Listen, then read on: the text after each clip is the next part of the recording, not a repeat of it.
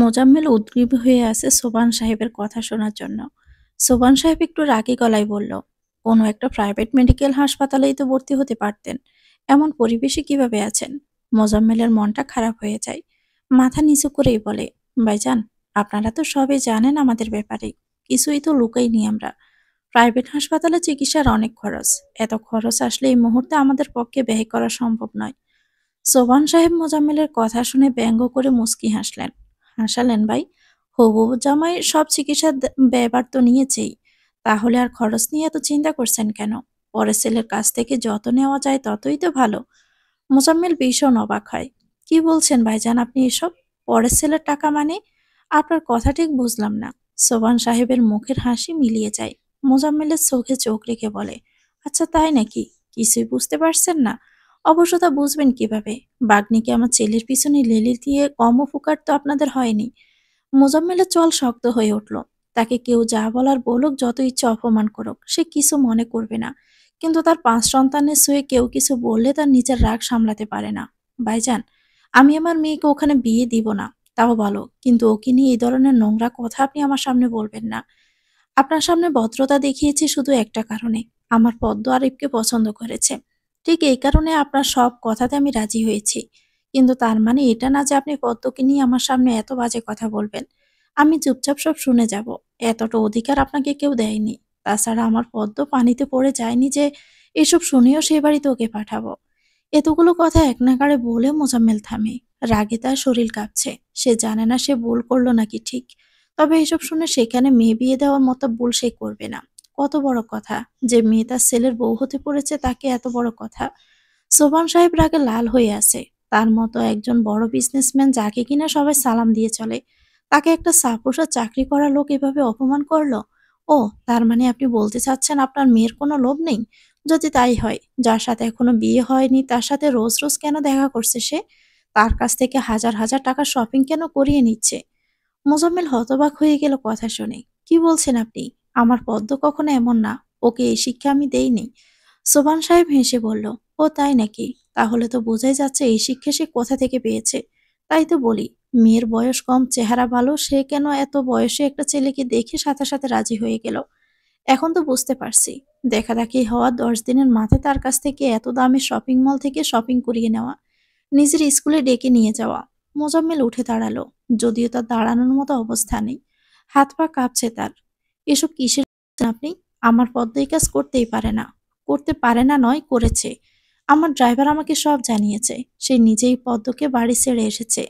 পদ্মের হাতে ছিল হাজার হাজার টাকার শপিং। শপিং মল থেকে সে আরিফের সাথে বের হয়েছে। মোজাম্মেলের বুক কাঁপতে থাকে। ভীষণ ব্যথা করে ওঠে তার বুকের বাপাশে। পদ্ম কি সত্যি এমনটা করেছে? পদ্ম তো এমন মেয়েই নয়। সোবান সাহেব কি মিথ্যে বলছে তাহলে? বিয়ের আগেই এই অবস্থা, বিয়ের পর কি করবে তাই বলুন। দেখুন, আমার ছেলে একটু অন্যরকম। তার জন্য অনেক মেয়ের প্রস্তাব এসেছে এর আগে। তারা সবাই অবস্থা সম্পন্ন করেন মেয়ে, কিন্তু আমার ছেলের মনে হয়েছে তারা ওকে দেখে না, ও টাকা দেখে ওকে বিয়ে করতে চায়। কিন্তু পদ্মকে দেখে নাকি ওর মনে হয়েছে পদ্ম লোভী নয়, আরিফের টাকা নয়, শুধু আরিফকে দেখেই পছন্দ করেছে। তবে এটা যে কত বড় মিথ্যে সেদিন আমি ধরতে পারি, যেদিন আপনি অসুস্থ হওয়ায় পদ্ম আরিফকে ফোন দেয়। কেন সে আরিফকে ফোন দিবে? আরিফ কে তার? হ্যাঁ, বিয়ের কথা হয়েছে তার সাথে, কিন্তু বিয়ে তো হয়নি। কোন অধিকারে সে আমার ছেলেকে ফোন দেয়? এরপর আমার একটু খটকা লাগে। আমি আমাদের ড্রাইভারকে গিয়ে ধরি। আরিফ গাড়ি নিয়ে কখনো পদ্মের সাথে দেখা করতে গিয়েছে কিনা। আমি ঠিকই ধরেছিলাম। দেখাদেখি হওয়ার ১০ দিন পর আমার ছেলে পদ্মের স্কুলে ওর সাথে দেখা করতে যেত। পদ্ম তার স্কুল ছুটির পর আরিফের সাথে ঘোরাঘুরি করত। আর তারপরে ১০ দিনের মাথায় তার কাছ থেকে শপিং করিয়ে নিয়েছে। আমার ছেলে তো ভুল করেছে। সে পদ্মকে নির্লোভ ভেবে ওকে বিয়ে করতে রাজি হয়েছে। কিন্তু আমি বাবা হয়ে কিভাবে একটা ছলনাময়ী মেয়ের সাথে ছেলের বিয়ে দিব? মোজাম্মেল কিছু বলে না। বুকে হাত দিয়ে বসে থাকে। অসম্ভব ব্যথা করছে তার বুকে। সোবান সাহেব আবার বলে, আমি অত্যন্ত দুঃখিত মোজাম্মেল ভাই। আমি আমার ছেলের সাথে পদ্মের বিয়েটা দিতে পারছি না। আমি জানি আপনার এই অবস্থায় আপনার সাথে এসব কথা বলা উচিত না। কিন্তু আমি নিরুপায়। তাদের মধ্যকার সম্পর্কটা খুব গভীরে যাওয়ার আগেই এ সম্বন্ধ ভাঙতে হবে। আপনি সুস্থ হয়ে বাড়ি যেতে যেতে অনেকটা দেরি হয়ে যাবে। তাই বাধ্য হয়ে আমাকে এখানে এসে আপনাকে কথাগুলো বলতে হলো। মোজাম্মেল জোরে জোরে শ্বাস নিয়ে বলল, আপনি আমার ছেলেকে তো কথাগুলো বলতে পারতেন আগে, তারপর আমাকে জানাতেন। আরিফ কি জানে বিয়ে ভাঙার এই কথা? সোবান সাহেব দাঁতে দাঁত চেপে বলল, ও তো পদ্ধতি মজে আছে, হিতাহিত জ্ঞানও লোপ পেয়েছে ওর। ওকে কিছু বলতে গেলেই আমাকে দোষী ভাববে। আমি বাধ্য হয়ে আপনাকে জানাতে হলো। আপনি আপনার ভাগ্নির লাগাম টেনে ধরুন। ওকে আপনাদের স্ট্যাটাসের কোনো ছেলের সাথে বিয়ে দেওয়ার চেষ্টা করুন। আজ আসি। এই বলে সোবহান সাহেব আর এক মুহূর্ত সেখানে দাঁড়ালো না। হনহন করে হেঁটে বেরিয়ে গেল সে। বারান্দায় পায়চারি করছিল জোহরা। সোবহান সাহেবকে এভাবে হেঁটে যেতে দেখে বুক কেঁপে ওঠে তার। সবকিছু ঠিক আছে তো? সে দৌড়ে স্বামীর কাছে আসে। এসে যা দেখে তা দেখার জন্য মোটেও প্রস্তুত ছিল না। মোজাম্মেল বুকে হাত দিয়ে বসে আছে। ব্যথায় কুঁকড়ে যাচ্ছে সে। নিঃশ্বাসও ছাড়তে পারছে না। মুখটা হা হয়ে আছে। জোহরা ছুটে গিয়ে মোজাম্মেলকে জড়িয়ে ধরে চিৎকার করে ওঠে, কুহুর বাবা, কি হয়েছে তোমার? এমন করছো কেন? শরীর খারাপ লাগছে? একটু আগেই তো ঠিক ছিলে। একটু দাঁড়াও, আমি ডাক্তার ডেকে আনছি। জোহরা চলে যেতে গেলেই মোজাম্মেল তার হাত চেপে ধরে। আমাকে ছাড়ো কুহুর বাবা, আমি ডাক্তারকে নিয়ে চলে আসছি। কোথাও যেতে হবে না জোহরা, এখানে বসো। মোজাম্মেলের কথা বলতে কষ্ট হচ্ছে। ব্যথায় মনে হচ্ছে সারা শরীর অবশ হয়ে আসছে তার। তার হাত ছাড়িয়ে নিয়ে জোহরা বলে, আর একটা কথাও তুমি বলো না, আমাকে যেতে দাও। আমি ঠিক আছি জোহরা, অস্থির হও না। হ্যাঁ, কি ঠিক আছে তো আমি দেখতেই পাচ্ছি। কি বললো তোমাকে ওই ভদ্রলোক? তারপর থেকেই তো তুমি এমন করছো। মোজাম্মেল চুপ করে থাকে। তার ব্যথাটা মনে হচ্ছে দ্বিগুণ হয়ে যাচ্ছে। নিশ্চয় তোমাকে এমন কিছু বলেছে যার জন্য তুমি এমন অসুস্থ হয়ে পড়লে আবার। মোজাম্মেল জোরে জোরে শ্বাস নিয়ে বলল, পদ্মকে একটা ফোন দাও, ওকে এখানে আসতে বলো। জোহরা জানে পদ্ম কোথায়। পদ্ম যাওয়ার আগে মামিকে জানিয়ে গেছে সে আরিফের সাথে ঘুরতে যাচ্ছে। জোহরা আমতা আমতা করে বলল, সে দেওয়া যাবে, তুমি এখন একটু বিশ্রাম নাও তো। এসো, শুয়ে পড়বে, ডাক্তার এসে একবার দেখে যাক। মোজাম্মেল চোখ লাল করে জোহরার দিকে তাকালো। জোহরার সেই দৃষ্টি দেখে ভয় পেয়ে যায়। সে কি পদ্মের উপর কোনো কারণে রেগে আছে? কি এমন বললো আরিফের বাবা যার জন্য লোকটা এমন করছে? তুমি এক্ষুনি ফোন দিবে পদ্মকে, বলবে যে অবস্থায় আছে সে অবস্থায় যেন এখানে চলে আসে। আমি রেগে গেলে তার ফল কিন্তু ভালো হবে না, এটা তুমি খুব ভালো করে জানো জোহরা। জোহরা জানে মোজাম্মেলের রাগ ভয়ানক। সে কখনো তেমন রাগে না, শান্ত মানুষ, কিন্তু রেগে গেলে তার রাগ কোনোভাবে কমানো যায় না। জোহরা পদ্মকে ফোন দেয় না, সে তারাকে ফোন দেয়। আপা, আপনি কোথায়? আমি এই তো বেরোচ্ছি, হাসপাতালে আসছি। আপা, পদ্ম কি বাড়ি আছে? ওকে ওর মামা দেখতে চাচ্ছে। সে তারা ব্রু কুঁচকে বলে, সে তো মামাকে দেখবে বলে সে সকালে গেছে, ওকে যায়নি হাসপাতালে? জোহরা গলার স্বর আরো নামিয়ে বলে, এসেছিল আপা, খাবার দিয়ে চলে গেছে। আরিফের সাথে নাকি বাহিরে যাবে, তাই বেশিক্ষণ বসলো না। এদিকে ওর মামা হঠাৎ করে ওকে আসতে বলছে। সেতারার একটু রাগ হয়। কি আশ্চর্য, আরিফের সাথে কেন সে বাহিরে যাবে? আমি তো জানি আরিফ মোজাম্মেলকে দেখতে আসবে। হাসপাতালে ওর সাথে দেখা করবে পদ্ম। বাহিরে কেন যেতে হবে বুঝলাম না। এখনো বিয়ে হয়নি, এসব কি বেহায়াপনা? এই শিক্ষা তো আমরা ওকে দেইনি। জোহরা আমতা আমতা করে বলল, আজকালকার ছেলে মেয়ে আপা, হয়তো আরিফ ওকে জোর করেছে, ও না করতে পারেনি। তুমি আটকাওনি কেন ওকে? কিভাবে আটকাবো আপা? মেয়েটার মনটা খারাপ করে দিতে চাইনি। কিন্তু একটা ব্যাপার। কি হয়েছে? আরিফের বাবা এসেছিল একটু আগে কুহুর বাবাকে দেখতে। বলল নিজেরা কথা বলতে চাই। আমি বাহিরে ছিলাম, কি করছে জানি না। তারপর থেকে কুহুর বাবা ভীষণ রেগে আছে, পদ্মকে ডাকছে। ওর শরীরটাও খারাপ লাগছে। সে তারা চোখ কপালে উঠল। বলো কি জোহরা, কি কথা হয়েছে এমন? আমি জানি না আপা, আমাকে কিছু বলছে না। আচ্ছা, আমি আসছি। এ বলে সে তারা ফোন রেখে দিল। কপালে বিন্দু বিন্দু ঘাম জমে তার। মেয়ের উপর অসন্তোষ, অসম্ভব রাগ হচ্ছে। এই শিক্ষা পেয়েছে সে ছোট থেকে। কে জানে সোবান সাহেব কি এমন বলল মোজাম্মেলকে। সে মেয়েকে ফোন করতে থাকে, কিন্তু কয়েকবার বেঁচে যাওয়ার পরেও ফোন তোলে না। রাগে শরীর কাঁপতে থাকে সে তারার। এত বড় মেয়েকে মারতে ইচ্ছে করে তার। এই মেয়ের জন্য যদি তার ভাইকে কোনো রকম অসম্মানিত হতে হয়, মেয়ের মুখই দেখবে না সে মনে মনে ঠিক করে। জোহরা একটু দূরে দাঁড়িয়ে ফোনে কথা বলছিল। তার কথা বলা শেষ হলে মোজাম্মেল বলে, কথা হয়েছে? বলেছ আসতে? জোহরা জোর করে একটু হেসে বলে, আসবে আসবে, তুমি এত ভেবে না তো। একটু বিশ্রাম নাও এখন। শরীরটা ভালো লাগছে তোমার? মোজাম্মেল কিছুই বলে না। রাগী চোখে জোহরার দিকে তাকিয়ে থাকে সে। পদ্ম বাড়ি ফিরেই ঘরের দরজা দিয়েছে। শাড়ি না পাল্টে বিছানার উপর ঝাঁপ দিয়ে পড়ে সে। বালিশ আঁকড়ে ধরে হাউ মাউ করে কেঁদে দেয় সে চিৎকার করে। বাড়িতে এখন কেউ নেই। সেতারা হাসপাতালে চলে গিয়েছে, পুষ্প কুহু কলেজে, আর মাহি স্কুলে। পদ্মের নিজের উপর ঘৃণা হতে থাকে। তার শিক্ষা তো এমন নয়। মাত্র 3 সেকেন্ডের মধ্যে কি করে ফেললো সে। এখন সে কি করবে? মা মামার সামনে কিভাবে মুখ দেখাবে? তার ঠোঁটে পরপুরুষের ছোঁয়া। পদ্ম খামছে ধরে তার ঠোঁট। পেটে যায় 2 ফোঁটা রক্ত গড়িয়ে থাকে সেখান থেকে। আমার মনে তো কোনো পাপ ছিল না। কেন আমি এত বড় ভুল করে ফেললাম? কেন ফিরিয়ে দিতে পারলাম না আরিফকে? এখন আমি কিভাবে এই মুখ মা আর মামার সামনে দেখাবো? তারা হয়তো কিছু জানবে না, কিন্তু আমি কিভাবে বলে যাব? এসব বলে পদ্ম আরো জোরে জোরে চিৎকার করে কাঁদতে থাকে। মাথাটা ফেটে যাচ্ছে তার যন্ত্রণায়। এলোমেলোভাবে গাড়ি ড্রাইভ করছে আরিফ। তার মাথা কাজ করছে না। নিজেকে ভীষণ অপরাধী লাগছে তার। পদ্ম খুব সাধারণ একটা মেয়ে। কোনোদিন সে সব দুঃস্বপ্নেও ভাবতে পারেনি। সেই পদ্মকে সে একা পেয়ে ছি! কি নির্লজ্জ হয়ে গিয়েছে সে। এরপর সে কোনমুখী পদ্মর সামনে দাঁড়াবে? সে যে পদ্মকে কথা দিয়েছিল বিয়ের আগে তাকে স্পর্শ করবে না। কিন্তু আজ কিভাবে এত বড় ভুল করে ফেলল সে? নিজের উপর এত রাগ হয় তার। মনে হচ্ছে একটা সদ্য ফোটা গোলাপের পাপড়ি ছিঁড়ে দিয়েছে সে। ঠিক এই সময় তার ফোন আসে। সে ভাবে পদ্ম ফোন দিয়েছে।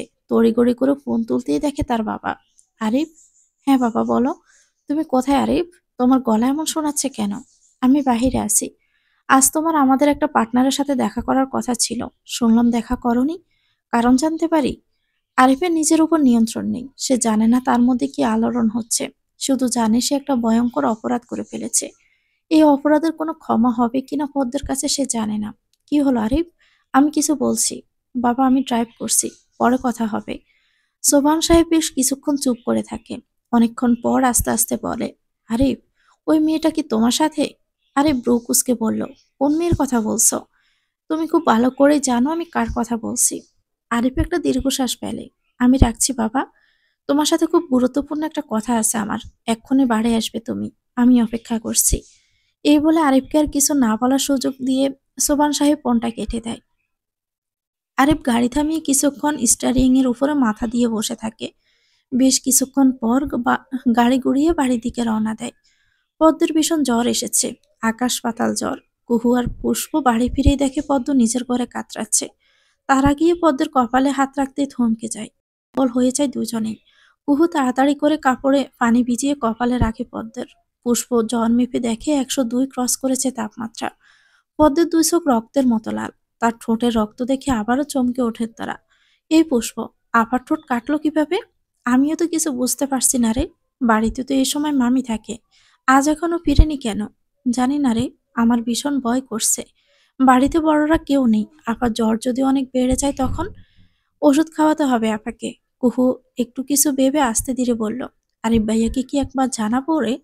পুষ্প চমকে উঠে কুহুর দিকে তাকিয়ে বলে, এ না না, এসব কি বলছিস? এটা ভালো দেখায় না। ভালো না দেখানোর কি হলো? বাবার অসুখের সময় উনিই তো এসেছেন। পুষ্প মুখ গোমড়া করে বলল, কারো কাছ থেকে না শুনে এটা করা ঠিক হবে না।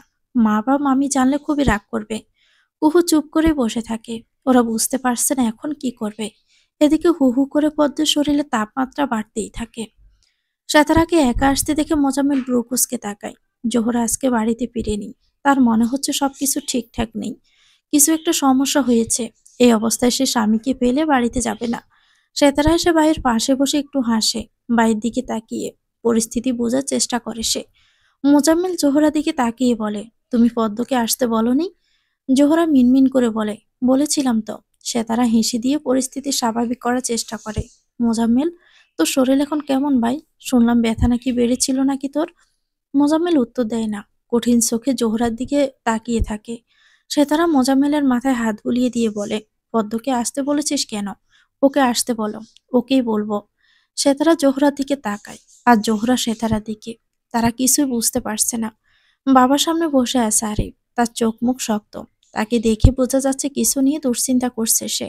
সোবহান সাহেব তার দিকে তাকিয়ে বোঝার চেষ্টা করে ঘটনাটা কি। বাবা, কি বলবে বলো?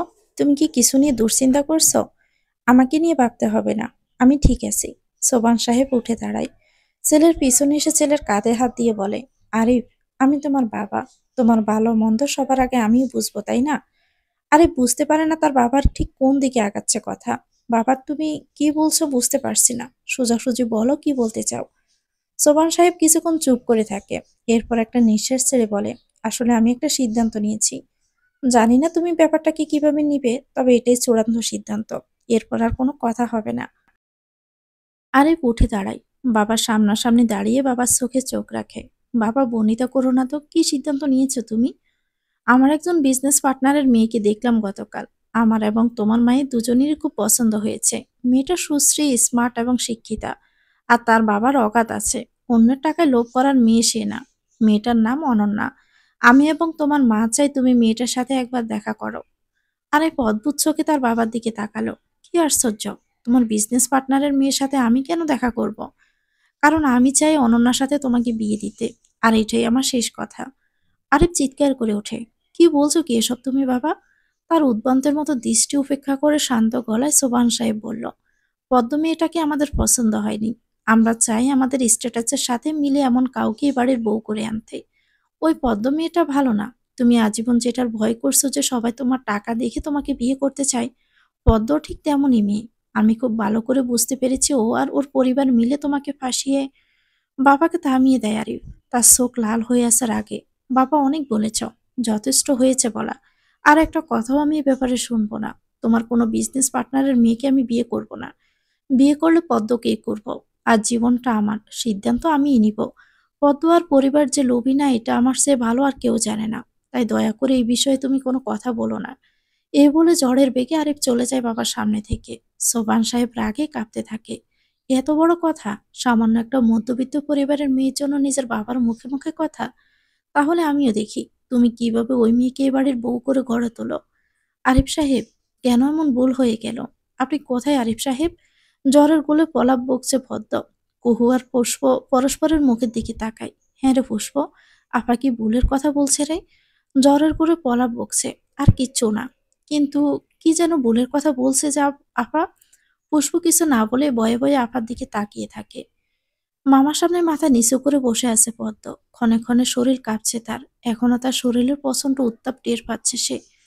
তারা যখন পদ্মকে ফোনে না পেয়ে কুহুকে ফোন দেয় পদ্মকে হাসপাতালে আসার কথা বলার জন্য, তখন পদ্ম পাশেই ছিল। সব শুনে সে কুহুকে নিষেধ করে দেয় তার জ্বরের কথা কাউকে না বলতে। মামা যখন তাকে ডেকেছে নিশ্চয়ই কোনো গুরুত্বপূর্ণ কথা আছে। তার জ্বরের কথা শুনলে তার অসুস্থ মামা অনেক দুশ্চিন্তা করবে। সব ভেবে সে একটা ওষুধ খেয়ে গায়ের উপর বড় একটা চাদর পেঁচিয়ে হাসপাতালে এসেছে। মেয়েটাকে দেখে বুকটা স্যাঁত করে ওঠে সেতারার। সন্তানের কষ্ট তো মা সবার আগেই বোঝে। পদ্মের দিকে এক দৃষ্টিতে তাকিয়ে আছে মোজাম্মেল। ঠোঁটে শুকিয়ে যাওয়া রক্তটাও চোখ এড়ায় না তার। কঠিন চোখে তাকায় সেদিকে মোজাম্মেল। পদ্ম? বেশ কিছুক্ষণ পর মুখ খুলে মোজাম্মেল। তার কণ্ঠ গম্ভীর। পদ্ম কেঁপে ওঠে মামার গলা শুনে। মাথা না তুলে আস্তে করে বলে, জি মামা, তোমার নামে কি কিছু কথা শুনলাম। এগুলো কি সত্যি? মামার কথা শুনে চমকে যায় পদ্ম। ঝট করে চোখ তুলে তাকায় তার দিকে। মোজাম্মেলের চোখ শান্ত। জোহরা মোজাম্মেলের হাতের উপর হাত রেখে বলে, কি বলছে এসব? কি শুনেছ ওর নামে? সেতারাও অবাক হয়ে বাইরের দিকে তাকিয়ে থাকে। মোজাম্মেল হাত ছাড়িয়ে নিয়ে বলল, আমি পদ্মের সাথে কথা বলছি। তোমরা মাঝখান থেকে কেউ কখনো কোনো কথা বলবে না। হ্যাঁ পদ্ম, এবার বলো। পদ্ম ভয়ে ভয়ে জিজ্ঞেস করে, মামা কি শুনেছ? পদ্মর ভয় করে আজকের এই অনাকাঙ্ক্ষিত ঘটনা কি মামা জেনে গেল? তুমি আরিফের সাথে ঘুরতে গিয়েছ, দেখা দেখি হওয়ার পর থেকে রোজ তার কাছ থেকে শপিং করিয়ে নিয়েছ? জোহরা সেতারা অবাক হয়ে মোজাম্মেলের দিকে তাকায়। সেতারা আমতা আমতা করে বলে, তোর কোথাও ভুল হচ্ছে ভাই। আমাদের মেয়ে এমন না, তুই জানিস। পদ্মর বুকটা দকবক করছে। সে বুঝতে পারে না মামা এসব কিভাবে জেনে গেল। মামা আসলে। মোজাম্মেলের শক্ত গলায় বলল, যা বলছি তার উত্তর দাও, হ্যাঁ নাকি না। মামা, আমার কথাটা তো শুনবে তুমি, তারপর না হয় বকবে আমাকে। তার মানে সব সত্যি তাই না? হালকা চিৎকার করে ওঠে মোজাম্মেল। মোজাম্মেলের রাগ দেখে চুপ করে যায় পদ্ম। মামা অসুস্থ, এ সময় তাকে আর রাগানো যাবে না। চুপ করে থাকাই ভালো। এই শিক্ষা দিয়েছি তোমাকে আমি। একটু বেশি জোরে চিৎকার করে ওঠে মোজাম্মেল। জোহরা গিয়ে তাকে চেপে ধরে। কি করছো কি তুমি এসব? তুমি অসুস্থ, এই অবস্থায় চিৎকার করছো কেন তুমি? চোখ লাল করে তাকায় মোজাম্মেল জোহরা দিকে। জোহরা চুপ হয়ে যায়। সে তার আর বুক কাঁপতে থাকে। সে পরিস্থিতি স্বাভাবিক করার জন্য পদ্মর দিকে তাকিয়ে বলে, পদ্ম, তুই বাড়িতে যা। তুই এগুলো কিছু করিসনি, আমি জানি। এসব কথা পরে হবে। মোজাম্মেল উঠে বসে। পদ্মের সামনাসামনি বসে। আপা, তোমার মেয়ে আসলে লোভী। গরিব মামা সারা জীবন তাকে কিছুই দিতে পারেনি। তাই হয়তো এত দ্বন্দ্বলুতে চাকচিক্যর মুহে পড়ে গেছে সে। ঠিক বলছি না পদ্ম? পদ্মর ভীষণ কান্না পেয়ে যায়। সে তাকাতে পারছে না মামার দিকে। কি বলছে এসব মামা? হ্যাঁ, সে অনেক বড় ভুল করে ফেলেছে। বিয়ের আগে আরিফের সাথে এমন একান্ত মুহূর্তে তার কাটানো উচিত হয়নি। তার জীবনের সবচেয়ে বড় ভুল ছিল এটা। কিন্তু এটা তো কখনোই আরিফের টাকার উপর লোভ করে নয়, বরং ওকে ভালোবেসে। সে তার নীতি বিসর্জন দেয়নি, মামার শিক্ষা সে ভুলে যায়নি। তবে মামা এসব কি বলছে? মামা, তুমি আমাকে ভুল বুঝছো। আমার পুরো কথাটা আগে শুনবে। হঠাৎ শব্দ ভয়াবহভাবে চমকে ওঠে সবাই। জোহরা চিৎকার করে ওঠে, এটা কি করলে তুমি? তুমি পদ্মের গায়ে হাত তুললে? সে তারা মেয়েকে জড়িয়ে ধরে থরথর করে কাঁপতে থাকে। পদ্ম গালে হাত দিয়ে মাথা নিচু করে জ্বর করে কেঁদে দেয়। সে তারা বয়ার্ত চোখে ভাইয়ের দিকে তাকায়। যে মেয়ের গায়ে সে একটা ফুলের টোকা পর্যন্ত দেয়নি, সে মেয়ের গায়ে তার ভাই হাত তুললো। মোজাম্মেল, এটা কি করলি তুই? যা করেছি বেশ করেছি। আজ তোমার এই মেয়ের জন্য আমাকে কতটা অপমানিত হয়েছে তুমি জানো? আরিফের বাবা আজকে বলেছে আমি নাকি টাকার জন্য আমার ভাগ্নিকে তার পিছনে লেলিয়ে দিয়েছি। আমার সব চিকিৎসার ভার নাকি আরিফ নিয়েছে। এছাড়াও আরিফের কাছ থেকে হাজার হাজার টাকার কেনাকাটা করিয়ে নিয়েছে তোমার মেয়ে। আজ এই দিন দেখার জন্য বাপের তাড়িয়ে দেওয়া মেয়েকে তুলে এনে মানুষ করেছিলাম আমি। এই প্রতিদান ছিল আমার জন্য। মোজাম্মেল কাঁপতে থাকে ক্ষোভে। পদ্মের শক্তি নেই আর কথা বলার। মনে হচ্ছে মাথা ঘুরে পড়ে যাবে সে। পানিতে চলচল করা দুচোখে মামার দিকে তাকিয়ে আস্তে করে বলে, মামা তুমি এটা বলতে পারলে? আমি কারো মামা নই। এখন তুমি আমার চোখের সামনে থেকে দূর হয়ে যাও। তোমাকে দেখতে চাচ্ছি না আমি। আর আপা, তোমার মেয়ের মাথায় একটা জিনিস ভালো করে ঢুকিয়ে দাও। আরিফের সাথে ওর বিয়ে হচ্ছে না। খুব তাড়াতাড়ি আমাদের মতো নিম্ন মধ্যবিত্ত পরিবারের কারোর সাথে ওর বিয়ে হবে। আরিফের সাথে যেন ও সব সম্পর্ক শেষ করে দেয় আজকে থেকে। পদ্ম থমকে যায় মামার কথা শুনে। এসব কি বলছে সে? মাথাটা ঘুরে ওঠে তার। কোনো রকমে মায়ের হাত চেপে ধরে নিজেকে সামলায়। সেতারার অসম্ভব রাগ হয় ভাইয়ের উপর। না হয় তাদের আশ্রয় দিয়েছিল সে, তাই বলে এত বড় মেয়ের গায়ে হাত তুলবে? এটা কেমন কথা? সেতারা রাগ প্রকাশ করে না। পদ্মের হাত ধরে উঠে বলে, উঠে আয় পদ্ম, বাড়িতে চল। জোহরা মোজাম্মেলের দিকে তাকিয়ে রাগী গলায় বলল, বিয়েটা হবে না মানে কি? কে নিল এ সিদ্ধান্ত? সবকিছু ঠিক হওয়ার পর এসব বলার মানে কি? এটোর বেহায়াপনা করার আগে মনে রাখা উচিত ছিল। লজ্জা শরম বিসর্জন দিয়ে একটা পরপুরুষের সাথে ঘেন্না করছে আমার ওর মুখ দেখতে। পদ্ম নিজের কানকে যেন বিশ্বাস করাতে পারছে না। সে আরিফকে পাবে না? এটা কি সম্ভব? কিভাবে মেনে নিবে সে? তার ভুলের প্রায়শ্চিত্ত আরিফকে হারিয়ে দিতে হবে তাকে। জোহরা আবারও বলে, কিন্তু ওরা মেনে নিবে এই সিদ্ধান্ত? সামান্য একটা কারণে বিয়ে ভেঙে দেওয়ার মতো চিন্তা কিভাবে করতে পারো তুমি? চিন্তা আমি করিনি, তারাই করেছে। আরিফ জানিয়েছে তারাই বিয়ে ভেঙে দিতে চায়। চারজনে চুপ করে থাকে বেশ কিছুক্ষণ। পদ্মের টালমাটাল লাগে। সে মায়ের গলার উপর ঢলে পড়ে। সেতারা মেয়ের গায়ে হাত দিতে চমকে ওঠে। গা পড়ে যাচ্ছে মেয়ের জ্বরে। সে হতবিহ্বল হয়ে বলে, পদ্মমা, কি হয়েছে তোর? তোর গা তো জ্বরে পুড়ে যাচ্ছে। আগে কিছু বলিসনি কেন তুই? মোজাম্মেলের বুকটা কেঁপে ওঠে। পদ্মর জ্বর? আর সে কি করলো এটা? পদ্ম আস্তে করে মাকে বলে, মা তোমরা আমাকে ক্ষমা করে দিও। আমি তোমাদের পাপী মেয়ে। আমি অনেক বড় একটা অপরাধ করে ফেলেছি। এটা তোমাদের শিক্ষা না। কিন্তু মা বিশ্বাস করো, আমি লোভী না। আমি ওনার কাছ থেকে কিচ্ছু নিতে চাইনি। তোমাদের সব বলবো আমি। সেতারা একবার মোজাম্মেলের দিকে তাকায়। তার মুখ ফ্যাকাশে হয়ে আছে। সব কথা পরে শুনবো পদ্ম, তুই এখন এখান থেকে চল। পদ্মকে জোর করে উঠিয়ে দাঁড় করায় সেতারা। ধরে রাখতে পারছে না মেয়েকে। সেতারা দুই হাতে মেয়েকে চেপে ধরে। ভীষণ দুশ্চিন্তা হয় তার। কি থেকে কি হয়ে গেল কিছুই বুঝতে পারছে না সে। পদ্ম মামার দিকে তাকিয়ে স্মিত হাসে। মামা, পারলে আমাকে ক্ষমা করে দিও। আমি আসলে পাপ করে ফেলেছি। বাবা আমাদের বের করে দিয়েছিল বাড়ি থেকে। সে ছোট্ট নিবিড় পুষ্প আর আমাকে নিয়ে মা তোমাদের ঘাড়ে উঠেছিল। তুমি আর মামি আশ্রয় না দিলে সেদিন কোথায় ভেসে যেতাম আমরা? কোনোদিন আমাদের কুহু আর মাহি থেকে আলাদা করে দেখোনি। সে আমি ক্ষণিকের আবেগে সব বলে তোমার সম্মান নষ্ট করলাম। আমার এই পাপের কোনো ক্ষমা হয় না আমি জানি। আমি তোমাকে অসম্মান করতে চাইনি। এরপর একটু থেমে আবার একটু হাসে। কিন্তু সেই হাসিতে কেমন বিষাদ মাখা। মোজাম্মেলের ভিতরটা ভেঙে চড়ে যায়। ইচ্ছে করছে তার পদ্মমাকে জড়িয়ে হাউমাউ করে কাঁদতে। কিন্তু মামা, আমি লোভী নই। বিশ্বাস করো, আমি লোভ করিনি। আমি আরিফ সাহেবকে এই কয়েকদিনে ভালোবেসে ফেলেছি। আমি ওনার টাকা দেখে নয়, বরং মানুষটাকে দেখে ভালোবেসেছি। তবে তোমার অসম্মান হয় এমন কাজ কখনো করব না আমি। আমি ওনাকে ভুলে যাব। মাত্র অল্প কিছুদিনের আবেগের জন্য আমি আমার পরিবারকে কষ্ট দিতে পারবো না। আমাকে, আমার মাকে, আমার ভাই বোনদেরকে, আশ্রয়দাতাকে আমি বিন্দু পরিমাণও অপমানিত হতে দিব না। এরপর সেতারার দিকে তাকায় সে। সেতারার চোখ দিয়ে অজরে পানি পড়ছে। পদ্ম হাসে। সেতারার ভীষণ ভয় করে পদ্মর হাসি দেখে। মায়ের চোখ মুছে দিয়ে বলল, আজ থেকে কেউ কাঁদবে না। আমার জন্য আর কারো চোখের পানি পড়বে না। আমার পাপের প্রায়শ্চিত্ত আমিই করব। বাড়িতে চলো। এ বলে পদ্ম আর কোনো দিকে না তাকিয়ে বেরিয়ে আসে সেখান থেকে। সেতারা একবার বাইরের দিকে তাকিয়ে মেয়ের পিছু পিছু বেরিয়ে যায়। পদ্ম বেরিয়ে যেতে মোজাম্মেল হাউমাউ করে কান্নায় ভেঙে পড়ে। কান্নার দমকে কেঁপে ওঠে তার শরীর। জোহরা এসে তার সামনে দাঁড়ায়। এখন কাঁদছো কেন? মেয়েটার গায়ে হাত তোলার সময় মনে ছিল না? এত বড় মেয়ে, কোথাকার একটা বাহিরের লোকের কথা শুনে তুমি তাকে মারতে পারলে? ও তো বারবার বলেছিল কিছু একটা বলতে চাই। কেন ওকে কথাটা বলতে দিলে না? কিভাবে পারলে তুমি ওকে এতগুলো কথা শোনাতে? মেয়েটার গায়ে এত জ্বর। বাড়িতে যেয়েও তো কথাগুলো বলা যেত। মোজাম্মেল উত্তর দেয় না। একমাত্র সে জানে তার ভিতরে কি তোলপাড় চলছে। সোবান সাহেবের কথা শুনে সে নিজেকে ঠিক রাখতে পারেনি। তার ভাগ্নিকে নিয়ে বাহিরের একটা লোক এত কথা শোনাবে, এটা কোনোভাবে মেনে নিতে পারেনি সে। কিন্তু রাগ নিয়ন্ত্রণ করতে না পেরে কি অন্যায় করে ফেলল সে। তার পদ্ম, তার শান্ত স্নিগ্ধ পদ্ম, একটা নখের আঁচড় পর্যন্ত কখনো কাটেনি যার গায়ে, আজ তাকে মারল। জোহরার কিছু বলে না, স্বামীর হাত দুটো চেপে ধরে। জোহরা, আমার মাকে আজ আমি মেরেছি। এ কি ভুল করে ফেললাম? কেন নিজেকে সামলাতে পারলাম না আমি? আমি জানি কুহুর বাবা, তোমার মনের মধ্যে এখন কি চলছে, কিন্তু এখন তুমি অসুস্থ। এত কান্নাকাটি করলে আরো অসুস্থ হয়ে যাবে। শুধু একটাই কথা বলবো, হাসপাতালের মধ্যে এরকম করা তোমার একদমই উচিত হয়নি। ও কি আমাকে কখনো ক্ষমা করবে জোহরা? জানো, ও আমাকে ছোটবেলায় সুপারম্যান বাবা মামা বলে ডাকতো, কারণ ওর ধারণা ছিল আমি ওদের জন্য সবকিছু করতে পারি। আজকে ওর সেই ভুল ভেঙে গেল জোহরা। আমি কি আর কোনোদিনও সুপারম্যান মামা হয়ে উঠতে পারবো? জোহরা উত্তর দেয় না, তার চোখ দিয়ে অজরে পানি পড়তে থাকে। বড় একটা কাঁচের ফুলদানি টুকরো টুকরো হয়ে ভাঙা আরিফের সামনে। সে ভেঙেছে।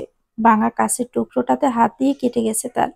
সেখান থেকে চুইয়ে চুইয়ে রক্ত পড়ছে। সেদিকে খেয়াল নেই তার। নিজের উপর অসম্ভব রাগ হচ্ছে আরিফের। কিভাবে এই ভুলটা করলো সে? পদ্মের মতো সাধারণ একটা মেয়ের জীবনে এটা অনেক বড় একটা দুর্ঘটনা। এই ভুলের কোনো মাপ হয় না। সে অনেকবার পদ্মকে ফোন দিয়েছে ক্ষমা চাইতে, কিন্তু সে দুপুর থেকে ওকে পাওয়া যাচ্ছে না। এখন গভীর রাত, পদ্ম কি তার উপর অনেক রাগ করেছে? সে কি করবে এখন? আরিফ, বাবা, তুমি কি জেগে আছো? মায়ের গলা শুনে আরিফ কিছুটা শান্ত হয়। ভিতরে এসো মা। ফরিদা বেগম দরজা ঠেলে ঘরে ঢুকলো। আর ঢুকে তার চোখ কপালে উঠল। এ কি অবস্থা? এটা ভাঙলো কিভাবে? আরিফ চুপ করে থাকে, কোনো উত্তর দেয় না। হঠাৎই ফরিদার চোখ যায় আরিফের হাতের দিকে। সেখান থেকে রক্ত পড়ছে। চিৎকার করে উঠে সে সেদিকে তাকিয়ে ছুটে আসে আরিফের কাছে। তোমার হাত কেটে গেছে আরিফ? দেখেছি। ফরিদা একবার ছেলের দিকে তাকায়, আবারও তার হাতের দিকে। দৌড়ে বের হয়ে যায় সে ঘর থেকে, ফেরে স্যাভলন, তুলা, ব্যান্ডেজ এসব কিছু নিয়ে। বসো এখানে, আমি তোমাকে ব্যান্ডেজ করে দিচ্ছি। আরিফ শান্ত গলায় বলে, প্রয়োজন নেই। ফরিদা শীতল চোখে ছেলের দিকে তাকায়। এরপর তার সামনে এসে দাঁড়িয়ে বলে, আরিফ, নিজের বয়সে তোমার মতো এই বয়সে এসব ছেলে মানুষই কেউ করে না। অতিরিক্ত করছো তুমি। আরেফ মায়ের দিকে ভ্রু কুঁচকে তাকিয়ে বলে, কি অতিরিক্ত করলাম মা? তুমি বুঝতেছো না তুমি কি করছো? তোমার বাবা আজ তোমাকে জানিয়েছেন পদ্মর সাথে তোমার বিয়ে হবে না, অনন্যার সাথে হবে। তাই তুমি নিজের হাত কেটেছ? তোমার কি মনে হয় তুমি এখনো স্কুল কলেজের ছাত্র? বিরহে হাত কাটছো, এসব মানায় তোমাকে? আরিফ সোয়াল শক্ত করে বলে, আমি হাত কাটিনি, ফুলদানিটা ভেঙেছি। কাছের টুকরোতে হাত লেগে কেটে গেছে। পরিতার রাগী চোখে ছেলের দিকে তাকিয়ে জোর করে তার হাত টেনে ব্যান্ডেজ করে দিতে থাকে। আরিফ শূন্যের দিকে তাকিয়ে বসে থাকে। তুমি কি আমাকে কিছু বলতে এসেছিলে মা? এত রাতে তো সাধারণত আসো না তুমি আমার ঘরে। কেন, এমনিতেই বুঝি ছেলের ঘরে মায়ের আসা যায় না? আরিফ ম্লান হাসে। শেষ কবে এসেছো মা বলো তো? আমার সারাটা জীবন তো একা একাই কেটেছে। আমাকে তোমরা কয়জন বুঝেছ? আমার মনটা কি চাই? স্কুলে বুলিং এর শিকার হতাম। আমি নাকি অনেক কালো। আমার সাথে মিশলে অন্যরাও নাকি কালো হয়ে যাবে। কেউ মিশতে চাইতো না। যদিও বা কেউ মিশতো, আমার নিত্য নতুন লোগো সেট বা ভিডিও গেমসের জন্য। আমি সবই বুঝতাম। ঘরে এসে একা একা চিৎকার করে কেঁদেছি। তখন তোমরা কই ছিলে মা? বাবা তার ব্যবসা নিয়ে ব্যস্ত, আর তুমি চাচির সাথে রান্না বান্না, না হয় এলাকার ভাবিদের নিয়ে পিকনিক, আর না হয় শপিং মল। তোমার ছেলেটা যে কাঁদতে কাঁদতে চোখ ফুলিয়ে ফেলতো, তোমরা কয়দিন তার পাশে বসে তাকে সান্ত্বনা দিয়েছ? কখনো কি ফুলার চোখ দেখে জানতে চেয়েছ বাবা তোর কি হয়েছে? আর কলেজ লাইফে প্রেমের কথা বলছো? এই ছেলেটা তো তখন এত বড় বিজনেসম্যান ছিল না। কে করবে এই কালো ছেলের সাথে প্রেম? তাহলে বুড়ো বয়সে ছেলে যদি একটু প্রেমে পড়ে তোমরা মেনে নিতে চাচ্ছ না কেন তাহলে? ফরিদা উঠে দাঁড়ায় ছেলের পাশ থেকে। ও, তুমি বলতে চাচ্ছ তোমার মা বাবা, তোমার আপনজনেরা কেউ তোমার ভালো চায়নি? কেউ তোমার কষ্ট বুঝতে চায়নি? 2 দিনের পরিচয় হওয়া মেয়েটাই তোমাকে আমাদের চেয়ে বেশি বোঝে? আরে হালকা হেসে মায়ের হাত ধরে তাকে পাশে বসাই। মা, আমি এমন কিছুই বলিনি। তুমি আমায় ভুল বুঝছ। কিছুক্ষণ চুপ থেকে ফরিদা বেগম বলে, মেয়েটাকে ভুলে যাও। এটাই আমাদের সবার জন্যই ভালো হবে। আরিফের কণ্ঠ কঠিন হয়ে আসে হঠাৎ করে। আমার জীবন সঙ্গী কি আমি ঠিক করার অধিকার রাখি না? সবসময় আমাকে তোমাদের হাতের পুতুল হয়েই কেন থাকতে হবে? ফরিদা অসন্তুষ্ট হয়ে দাঁড়ায় আবার। দেখো, এত অশান্তি আমার ভালো লাগে না। তোমার বাবা ওই মেয়েকে ঘরের বউ করতে রাজি নয়। তুমি জোর করলে হয়তো তার অনিচ্ছাতেই পদ্মকে তোমার বউ করে এই বাড়িতে আনা হবে, কিন্তু তাতে অশান্তি বাড়বে। রোজ সংসারে অশান্তি আমি চাই না।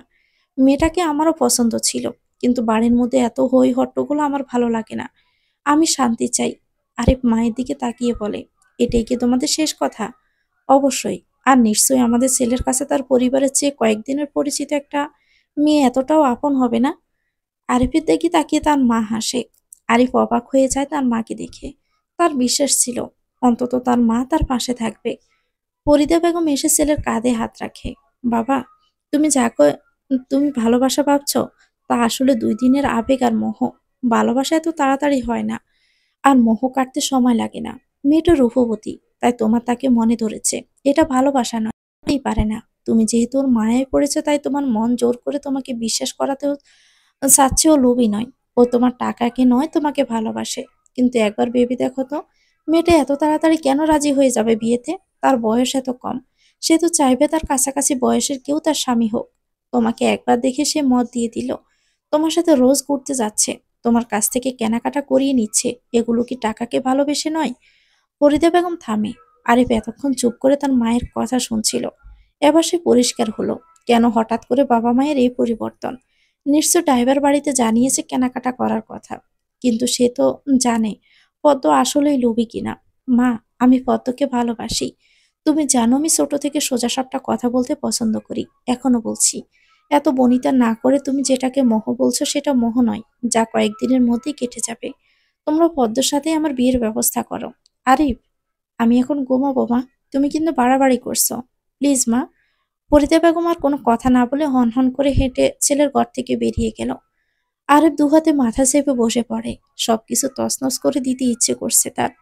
জোহরা ঠায় বসে আছে মোজাম্মেলের পায়ের কাছে। অনেক কান্না পাচ্ছে তার। কি হয়ে গেল একদিনের মধ্যে?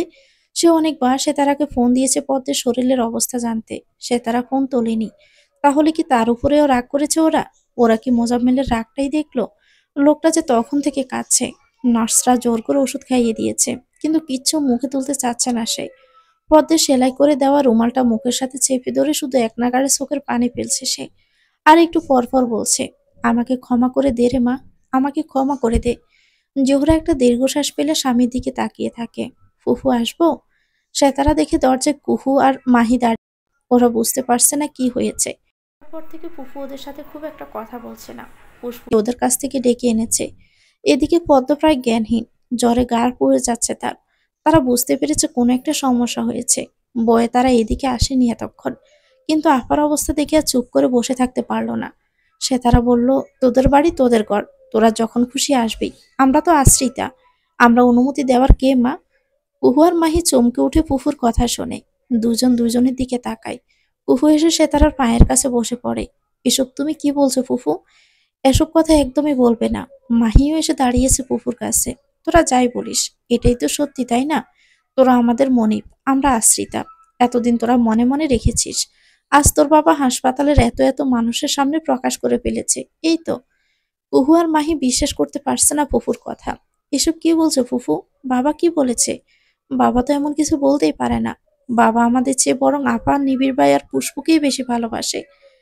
সেতারা ম্লান হাসে, কোনো উত্তর দেয় না। ও ফুফু, কি হয়েছে আমাদের বলো। আমাদের এভাবে শাস্তি দিও না। সেতারা কিছু বলতে যাবে তার আগেই পদ্মর ফোনের দিকে চোখ যায় সেতারার। একটা কল এসেছে। সেতারা হাতে নিয়ে দেখেন আমরা জল করছে আরিফ সাহেব। সেতারার মাথায় রক্ত। সে এসব কিছুর জন্য আরিফকেই দোষী পাবে। তার মেয়ের এত সাহস কখনোই হবে না। ওই ছেলে নিশ্চয় তার মেয়েকে কুমন্ত্রণা দিয়েছে। তোরা আপার কাছে থাক, আমি আসছি।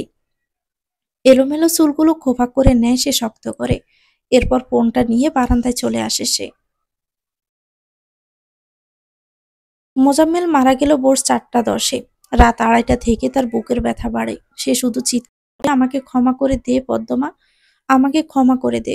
আমি আজ তোর গায়ে হাত তুলেছি। আমি কিভাবে এই কাজটা করলাম? জোহরা অস্থির হয়ে যায় স্বামীর অবস্থা দেখে। নার্সদের ডেকে আনে দৌড়ে গিয়ে। তারাও কিছু করতে পারে না। এদিকে হু হু করে বেড়ে যাচ্ছে বুকের ব্যথা। ইমার্জেন্সি ডাক্তার কল করা হয়, কিন্তু শেষ রক্ষা আর হয়নি। ফজরের আজান দেওয়ার কিছুক্ষণ আগেই হঠাৎ মোজাম্মেলের কান্না থেমে যায়। তার মুখে ঘাম জপজপ করছে। সে হাতের ইশারায় জোহরাকে কাছে ডাকে। জোহরা জানে একটু পানি আসে। সে স্বামীর কাছে বসে তার হাত ধরে। কি গো, এখন কি একটু ভালো লাগছে? মোজাম্মেলের কথা বলতে কষ্ট হয়। সে বুঝতে পারে তার আর সময় নেই। ব্যথা সারা শরীর অবশ হয়ে আসতে থাকে তার।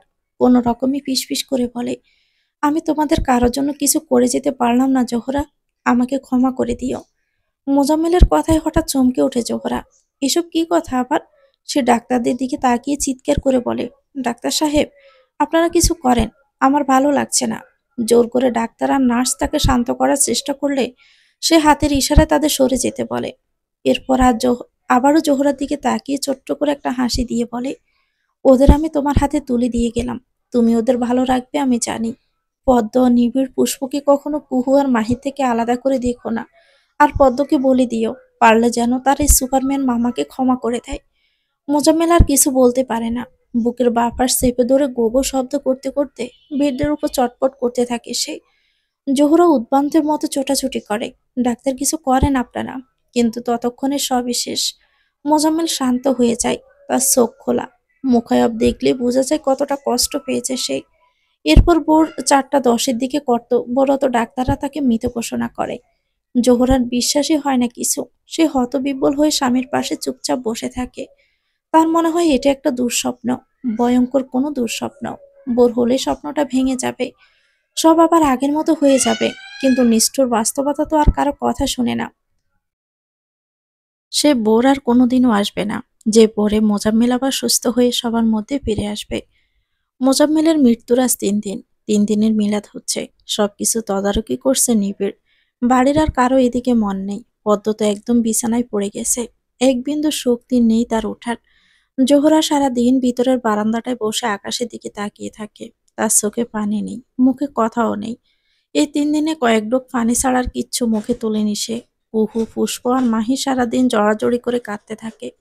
সেতারার চোখের পানি শুকিয়ে গেছে কাঁদতে কাঁদতে। বাড়িটা তার কত কষ্ট নিয়ে তাদের কথা বলছিল।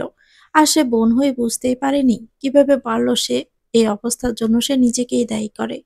আর যদি সে রাগ দেখিয়ে মেয়েকে নিয়ে চলে না আসতো সেদিন হাসপাতাল থেকে, মোজাম্মেল হয়তো এত কষ্ট পেত না।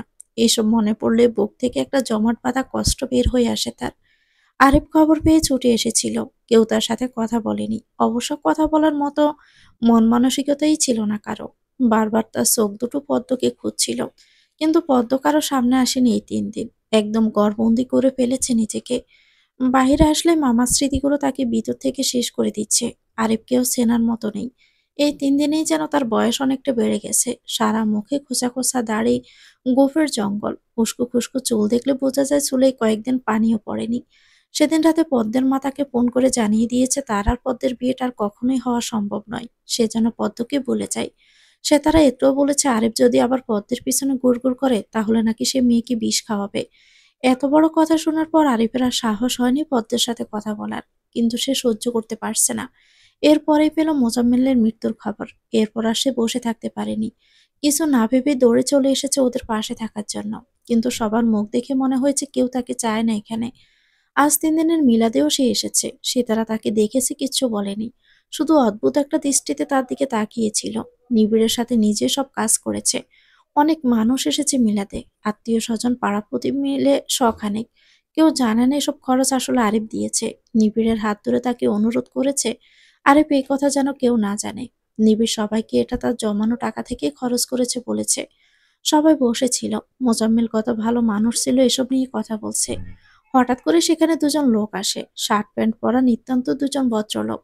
এসে সবার দিকে একবার চোখ বুলিয়ে তাদের মধ্য থেকে একজন বলে, এখানে মোজাম্মেল সাহেবের বাড়ির লোক কে আছে? নিবিড় একবার আরিফের দিকে তাকায়। এরপর আস্তে আস্তে তাদের সামনে গিয়ে বলে, জি, আমাকে বলতে পারেন। আপনি মোজাম্মেল সাহেবের কে হন? আমি তার বড় বোনের ছেলে। ততক্ষণে দরজায় সেতারা এসে দাঁড়িয়েছে। তার পাশে জোহরা এসেছে তার স্বামীর নাম শুনে। যদিও সে দাঁড়াতে পারছে না, শরীরে একটুও শক্তি নেই, সে তারা তাকে চেপে ধরে দাঁড়িয়েছে। ওনার নিজের ছেলে নেই, বা একদম নিজের কেউ? এবার জোহরা মুখ খোলে, আস্তে করে বলে, আমি ওনার স্ত্রী। আমাকে বলতে পারেন। দুজনের মধ্য থেকে একজন বলল, দেখুন, আপনাদের এই অবস্থায় আসলে এটা বলা ঠিক হবে কিনা জানি না। তবু আপনাদের আপন মানুষের কবরে শান্তি হোক তা হয়তো আপনারা চান না। চমকে ওঠে সবাই। সে তারা চিৎকার করে বলে, কি বলতে চাচ্ছেন কি আপনি? এসব কি ধরনের কথা?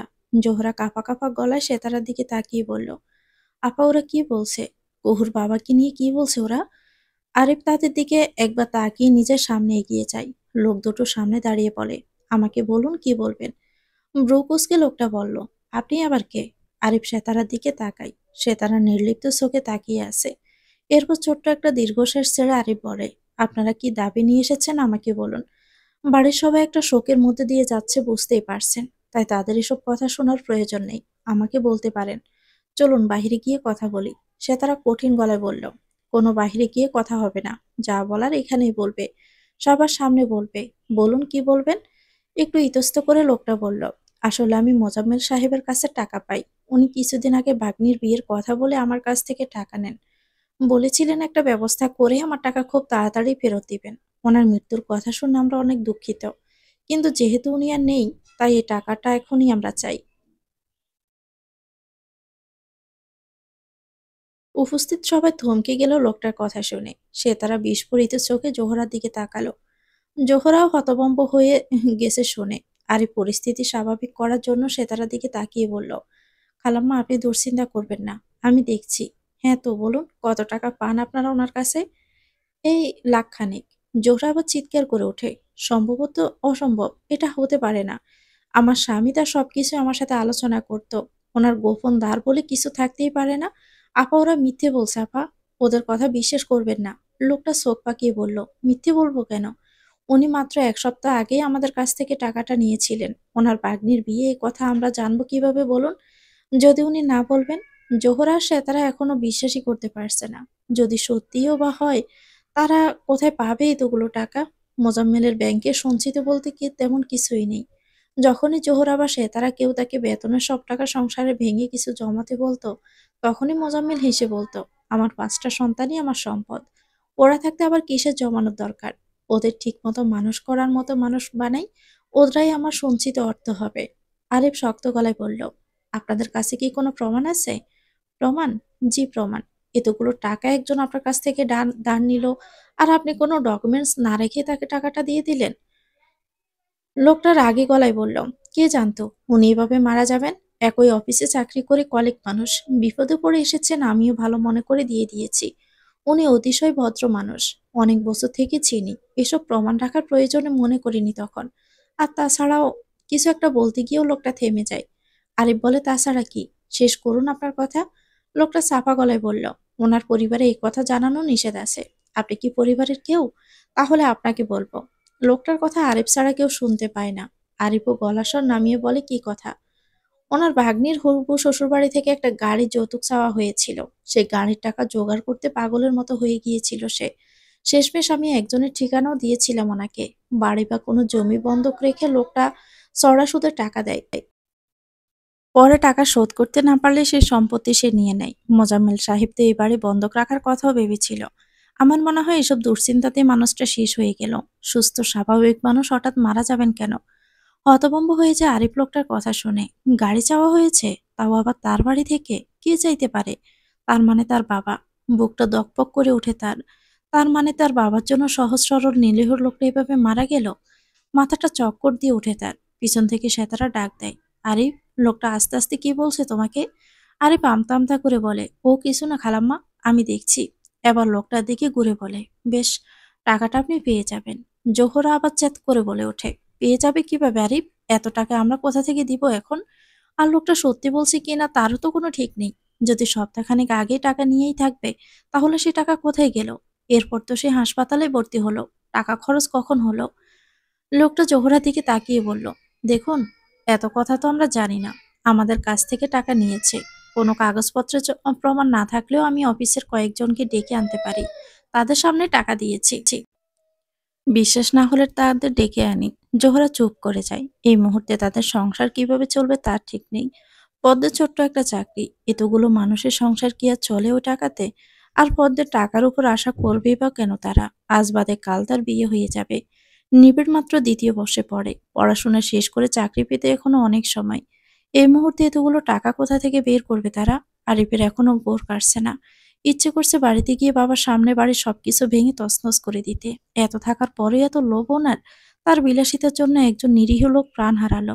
একটা বার যদি সে জানতো আগে, এত কিছু কখনোই হতো না, সে হতে দিত না। আরিফ হাত দিয়ে ইশারা করে জোহরাকে শান্ত থাকতে বলল। আমি আপনাকে চেক লিখে দিচ্ছি। আজই টাকাটা তুলে নিবেন। আর মানুষটার উপর কোনো দাবি রাখবেন না। দোয়া করে দিবেন। দুজন লোক মুখ চাওয়াচাওয়ি করল।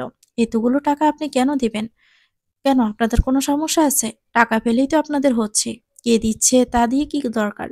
সেতারা আবার জোহরাকে ছেড়ে দিয়ে আরিফের সামনে এসে দাঁড়ালো। আরিফের চোখে চোখ রেখে বলল, তুমি টাকা দিবে মানে? এতগুলো টাকা তুমি দিবে কেন? আরিফ মনে মনে বলল, খালাম্মা, যে ক্ষতি আমার বাবা আপনাদের করেছে, আমি আমার জীবনে অর্জিত সব সম্পদ দিয়ে হলেও সে ক্ষতিপূরণ সম্ভব হবে না। কিন্তু আরিফ বলল না। স্মিত হেসে সেতারার দিকে তাকিয়ে বলল, আমি জানি আপনারা আমার টাকা কখনোই নিতে চাইবেন না। আমি এটা আপনাদের দাঁড় হিসাবেই দিচ্ছি মনে করুন। যখন নিবিড়, পুষ্প, কুহু আর মাহি বড় হয়ে অনেক বড় চাকরি করবে, তখন আমার দাঁড়টা আপনারা পরিশোধ করে দিবেন। আমি আপনার কাছে অনুরোধ করছি। আমাকে একটু পাশে থাকতে দিন আপনাদের। মনে করুন না, আমি আপনার আরেকটা ছেলে।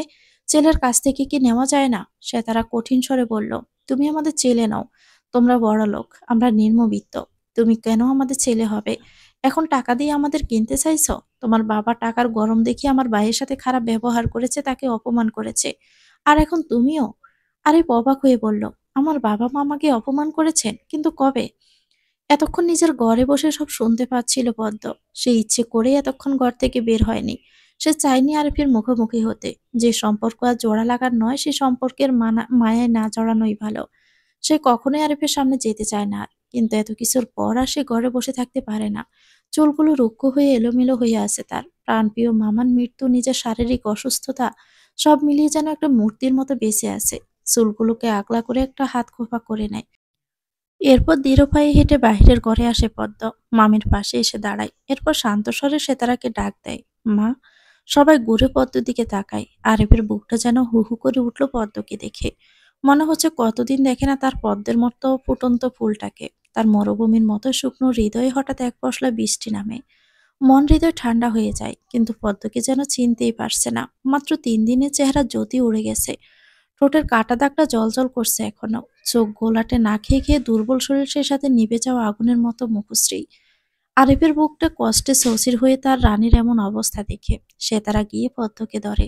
তুই উঠে এলি কেন মা? তোর শরীর ভালো না? পদ্ম শান্ত গলায় বলল, মা, আরিফ সাহেবকে বলো ওনার কোনো সাহায্য আমাদের প্রয়োজন নেই। এই টাকা আমি দিব।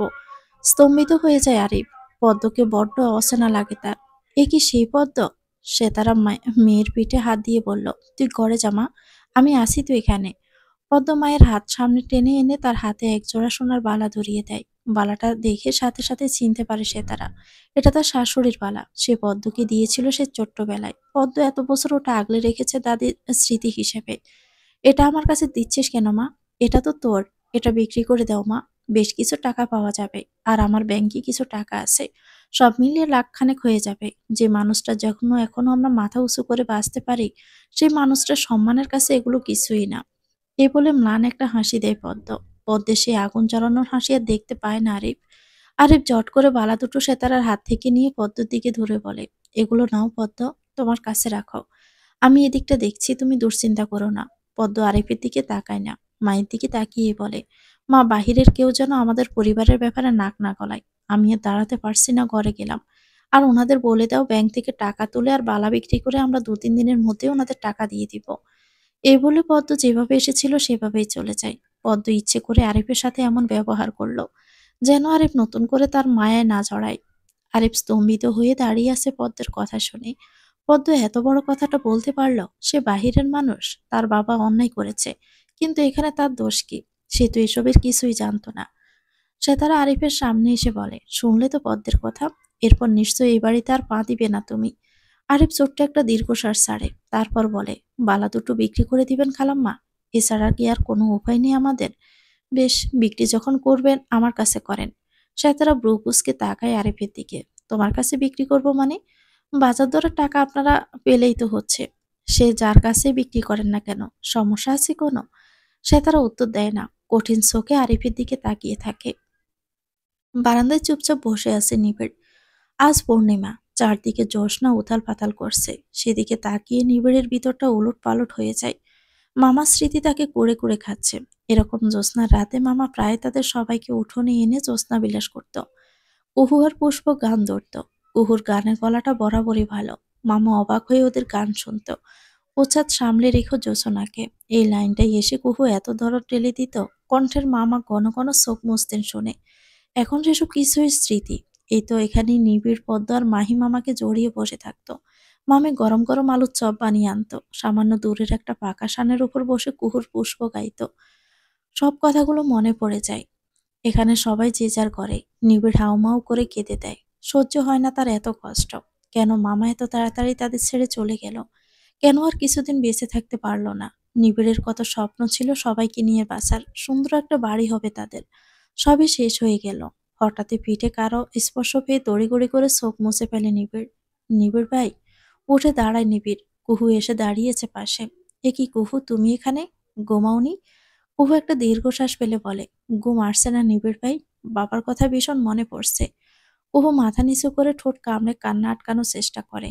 তার বাবা তো থেকেও নেই, তার জন্য কখনো কোনো কষ্ট হয় না নিবিড়ের। কিন্তু তার মামা তার সন্তানদের কাছে কি ছিলেন তা তো সে জানে। একটু ইতস্ত করে কুহুর মাথায় হাত রাখে নিবিড়। কুহুর সাথে সাথে নিবিড়কে জড়িয়ে ধরে জ্বর জ্বর করে কেঁদে দেয়। নিবিড় কি করবে বুঝে উঠতে পারে না। এভাবে কেঁদো না কুহু, আমার কথা শোনো, অসুস্থ হয়ে যাবে এরপরে। কুহু আর কোনো কথা শোনে না, কেঁদেই যায়। নিবিড় একবার কুহুর দিকে একবার বাহিরের উঠোনের দিকে তাকায়। উঠোনে হাঁটতে যাবে কুহু, ভালো লাগবে তোমার। কুহু মাথা তুলে তাকায়। এখনো পোফাচ্ছে সে। আচ্ছা চলুন। নিজেকে কুহু থেকে ছাড়িয়ে নিয়ে নিবিড় আগে আগে হেঁটে যায়। কুহু সেদিকে কিছুক্ষণ অপলক তাকিয়ে সেও হাঁটতে থাকে নিবিড়ের পিছনে। আজ 15 দিন পর স্কুলে এসেছে পদ্ম। টিচার্স রুমে সবাই থেকে শুরু করে আয়া পিয়ন সবাই অবাক হয়ে যায় পদ্মকে দেখলে। এ কি সেই পদ্ম ম্যাডাম? সবসময় হাসি খুশি লাজক শান্ত মেয়েটার কি অবস্থা? শুকিয়ে কাঠ হয়ে গেছে। সবসময় পরিপাটি রাখা চুলগুলো বেশ এলোমেলো। পাতলা সুতির শাড়িতে অপসরের মতো লাগছে, কিন্তু মুখটা বিষাদ মাখা। বাড়ি ছেড়ে তার আসতে ইচ্ছে করছিল না, কিন্তু এই মুহূর্তে চাকরিটা খুব বেশি দরকার তার। পুরো সংসারের দায়িত্ব এখন তাকে নিতে হবে। এই কয়টা টাকাতে চলবে না, তাকে টিউশনিও করাতে হবে। কোনোভাবেই মামার এত ভালোবাসার সংসারটাকে বেসে যেতে দেওয়া যাবে না। একমাত্র উপার্জনক্ষম বলতে সেই আছে বাড়িতে। নিবিড়ের পড়াশোনা শেষ করতে বেশ দেরি এখনো। বাকি বোনগুলো এখনো ছোট। এখন নিজের কথা ভাবার সময় নয়। পরিবারকে আঁকড়ে ধরতে হবে ওকে, না হলে ওরা কচুরিপানার মতো বেসে যাবে। তার প্রিয় পদ্ম ম্যাডামের এমন কষ্ট দেখে মনে হচ্ছে দৌড়ে গিয়ে সে বলে, আজ থেকে আমি আপনার মামা হব পদ্ম ম্যাডাম। আমাকে মামা ডাকবেন। তাও মনটা খারাপ করবেন না আপনি। আপনার কষ্ট সহ্য হয় না, কিন্তু সে তা বলতে পারে না। পদ্মর কাছে এসে আস্তে করে বলে, পদ্ম ম্যাডাম। পদ্ম মাথা তুলে তাকায়, সুন্দর একটা হাসি দিয়ে মতি মিয়ার দিকে তাকিয়ে। মতি চাচা কেমন আছেন? ভালো আছি পদ্ম ম্যাডাম। আপনি কি চা খাবেন? লেবু চা করে দেই, আপনার খুব পছন্দ। এখন কিছু খাবো না মতি চাচা, একটু পরেই আমার ক্লাস শুরু। একটু ইতস্ত করে মতি মিয়া বলল, আর কদিন বিশ্রাম নিলে হতো না? পদ্ম একটা ছোট্ট নিঃশ্বাস ছেড়ে বলে, জীবন থেমে থাকে না মতি চাচা, শক্ত না হলে বেসে যেতে হবে। ঠিক যেমন শিকড় ছেড়ে যাওয়া জলপদ্ম বেসে যায়, ঠিক তেমন। মতি মিয়া কিছু বলতে পারে না, চুপচাপ তার পদ্ম ম্যাডামের দিকে তাকিয়ে থাকে। তো ভিউয়ার্স, গল্পটির নাম হচ্ছে বেসে যায় জলপদ্ম। এটা গল্পের দ্বিতীয় অংশ।